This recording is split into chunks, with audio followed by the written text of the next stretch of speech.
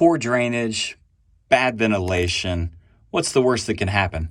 Hey, it's Craig with Anchor Foundation Repair, and I'm here to demonstrate a little bit of what can happen when you have a crawl space home that is low to the ground, like I am here, that has zero ventilation. I don't think there's any gaps in the siding here allowing ventilation, and has poor drainage. The only access to this home is way down on the far side of the home, and I'm way on the other side of the home, and it's really low, and there's going to be moisture that accumulates in this crawl space, and eventually the crawl space foundation and material is going to soak up that moisture and cause damage. This is yet again another example of what we often see in crawl spaces.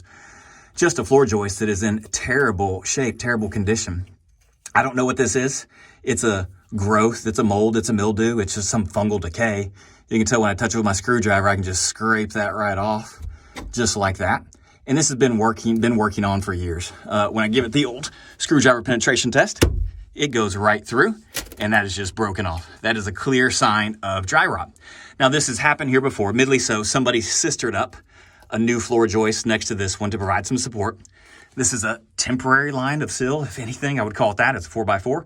We didn't install that there, but it was installed to provide some support to the floor joist. And now we got to come in years after the fact, and we got to clean all this stuff up and make it right. So we'll demo out this floor joist. We'll take out this support. We'll be installing a line of shaker sill behind us. All these floor joists will be sistered.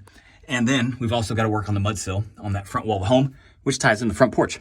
So not a guarantee that poor drainage and poor ventilation and moisture around a crawl space or in a crawl space is going to result in a floor joist that looks like that, but it certainly is a good opportunity for that to set in. And then you're faced with thousands of dollars of repairs to make all that go away and be right.